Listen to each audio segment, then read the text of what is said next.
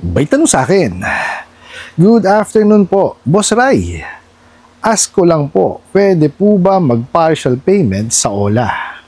Di ko na kasi sinasagot tawag nila dahil rude na agent na nakausap ko. Tiningnan ko sa apps, walang naka-indicate doon ang partial payment. Hulug-hulugan ko po para matapos na. Gusto kong mag-merry ang Christmas ko po. Maraming salamat po. Alright, napakagandang mensahe po dito.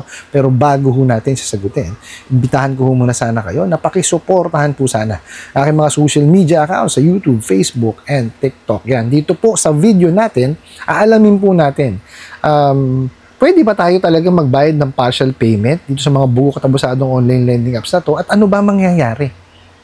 No, dito po natin aalamin yan. Pero bago ho yan, disclaimer po muna, hindi po ako abogado, ako po'y maniningil. Lahat po na sinasabi natin sa ating mga video is based on my experience at syempre po sa ating pong pagsasaliksik at pagtatanong sa mga kaibigan po nating abogado. At isa pa po, hindi ko po kinukonsente ang hindi pagbabayad ng utang dahil ang utang ay responsibilidad at obligasyon na dapat po nating bayaran. Ang hindi po ako pabor ay dun sa maling pamamaraan pautang at maling pamamaraan ng paniningil. Sagutin po natin yung pinadala nyo pong mensahe. Okay, sabi nyo nga po na tinatanong nyo is kung pwede ba tayong bayad ng partial payment. Kasi ayaw nyo na sagutin or di nyo na sinasagot yung tawag dahil naka-experience kayo nung makakausap kayo ng rude na agent. No? And then, nung tinignan nyo dun sa apps, wala naman naka-indicate na partial payment at balak nyo sanang hulug-hulugan para matapos na kasi nga gusto nyong maging merry ang inyong Christmas. Okay. Unang-una po dun sa sa mga rude agent and sa mga ginagawa nila, wala na ho tayong magagawa diyan. Okay? Talagang yan ho ang gusto nilang mangyari. No, yung pumasok sila sa inyong isipan, yung mga kawalangyaan nila, matanim sa isipan po natin.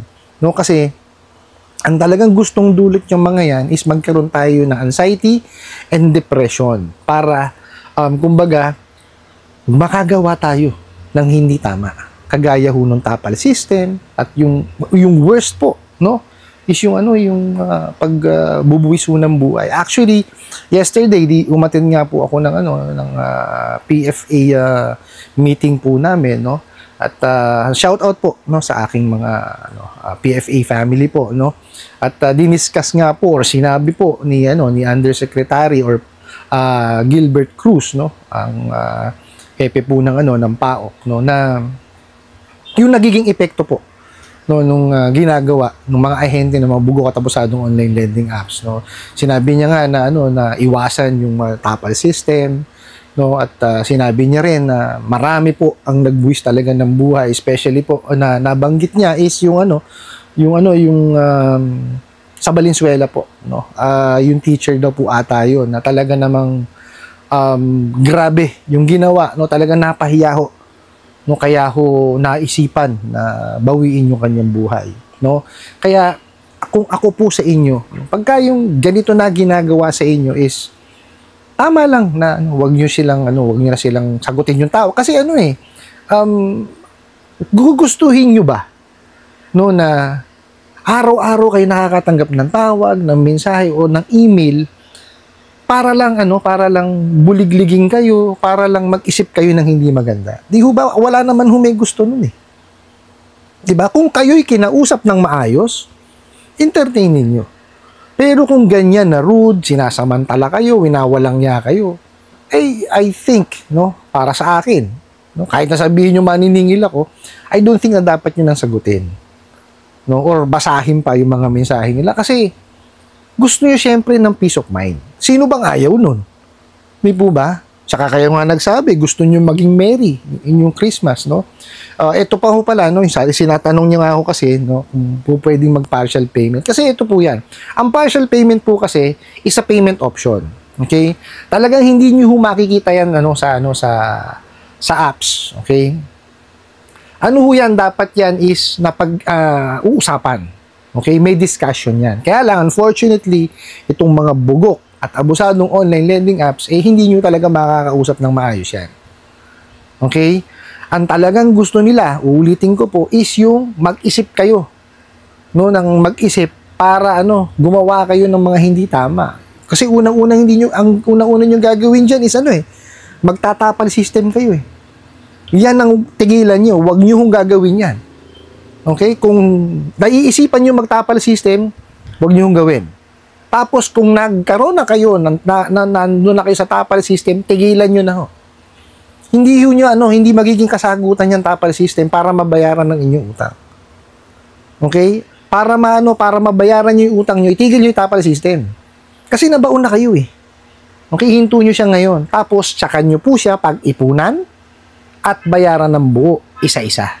Yun po ang sikreto dyan. Huwag ho kayong magbabayad ng partial kasi yung partial payment, mapupunta lamang po yun doon sa interest. Kasi nga sa utang po kasi, yung partial payment, yung restructuring o kung ano pang payment option, yan, pinag-uusapan po yan. Hindi yan kasama talaga doon sa regular na paghuhulog. Okay po? Pagkaya talaga ibinayad mo lang, papasok lang yan doon sa penalty tsaka sa interest. Okay? Kaya ako ini-encourage ko po yung mga kliyente ko po ngayon na makipag-usap. Hindi lang yung basta bayad ng bayad kasi talagang papasok lamang po yan sa Okay, lalo kung ang system na ginawa, accounting system ginawa dun sa sa lending na yon is uunahin yung penalty tsaka yung interest. Okay? Pero meron naman ng kasagutan doon, kausapin nyo po yung maniningil. Okay? Pagka yung maniningil, kinausap nyo ng maayos at sumagot ng maayos, maganda yon. Okay? Kasi yung mga legitimate na lending, financing, and banks, ganun po yan. Kaya nga kayo tinatawagan tsaka mini-message ng mga yan eh. Nga po pala, ulitin ko hindi porket lagi kayong tinatawagan, is harassment na po. Kasi kung hindi nyo naman talaga nasasagot yung tawag, okay, talagang tatawagan kayo ng tatawagan kasi trabaho nila yun eh. Okay, trabaho ng maniningil na kayo po ay kausapin para singilin.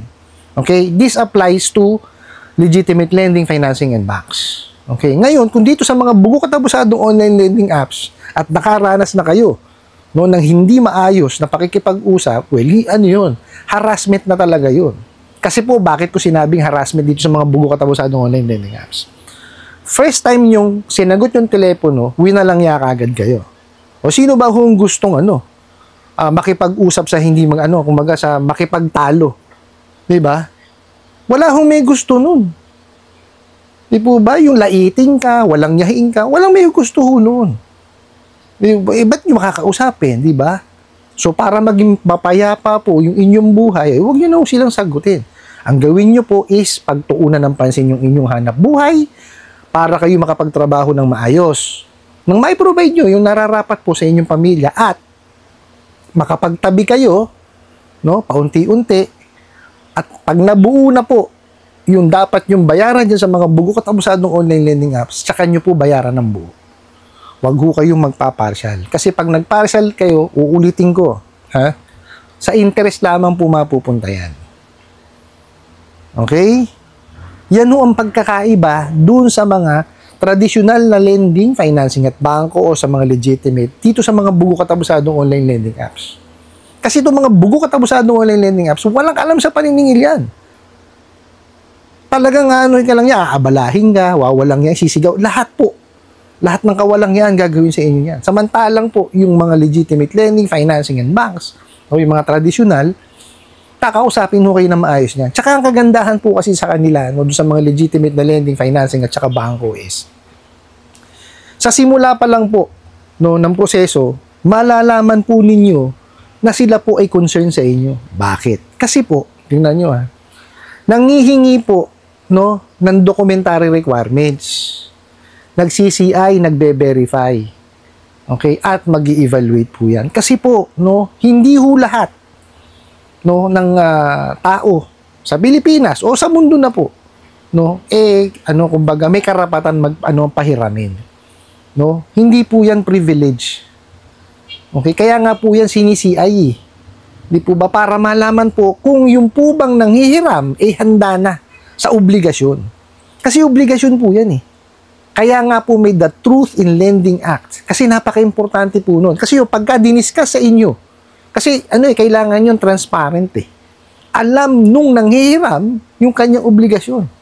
At maipaplano niya kung paano niya babayaran. Diba? Hindi ho kagaya ng ginagawa ng mga bugo katabusadong online lending apps na hindi pa tapos yung pag-fill out nyo sa kanilang apps, padadalang ka na ng ng pera niyan dun sa iyong e-wallet. No? Kasi pag nakita ho niyan yung number ninyo na connected sa e-wallet, padadalang ka agad kayo ng pera niyan. Wala na kayong palag. Yun ang nakakala nila.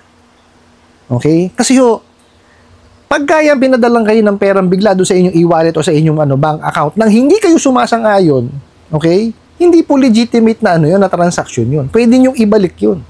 Balik nyo kagad. Okay? Babalik nyo ho yun doon sa nakalagay, doon sa inyong repayment instruction na ID. Yung reference ID. Wag ho kayong manghihingi ng ng GCash account doon sa mga bugo katabusadong online lending apps na ahente. Ako, mai-scam kayo nun. Sa kanila lang mapupunta yon. Balik nyo kaagad. Tapos, ang gawin nyo, pagka naibalik nyo na po, using yung ID, i-email nyo kaagad sa kanila. O eto, binabalik ko na sa inyo yan. Hindi naman kamo ko nag-agree, ala naman kayong diniscuss sa akin. Especially yung the Truth in Lending Act. Ganunin nyo po. Para malaman po nila na alam ninyo yung mga batas na nakakasakop po sa pagpapautang. No? Para sila at least ay may alam to. 'Di ba? Pero hindi natin ma-assure na hindi na kayo aahasin yung mga 'yan. Sabi nga ho ni Undersecretary Gilbert Cruz, talagang mga walang yayang mga 'yan. Talagang gagawin lahat para makapang-abuso. Kaya ho talaga sila patuloy po silang gagawin yung kanilang mandato na puksain itong mga bugo katabusadong online lending apps na to with the help and the assistance of SEC po saka ng NPC. Okay? Wag ho tayong mawawalan ng pag-asa kasi nandyan naman po sila. Ginagawa naman po ng paraan. Talaga naman pong mailap lang. Okay? And syempre po ang SEC gumagawa na rin po ng mga hakbang para po mahigpitan at ma-regulate ng maayos yung online, especially yung mga online lending apps. Okay? Kaya kung kayo po ay nakaranas ng pang-aabuso, i-report nyo lang po ng i-report. Importante ho kasi yun eh. Kasi kung hindi nyo ho i-report yan at magrarant lang tayo online, hindi ho maiko-compile yan para po yan magawa ng aksyon. Kasi pag nag-complain kayo, syempre i-compile nila, kumbaga iimbestigahan o tsaka ho gagawa ng action yan. Hindi ho po pwede magrarant lang tayo sa social media na ganito ginagawa sa akin, kaya hindi ho. Aksyonan po natin. Yun po ang pinaka-importante niya, aksyonan. At ito po, ulitin ko, pag may nahiram kayo, past due na kayo, pag-ipunan, tsaka nyo po bayaran ng buo.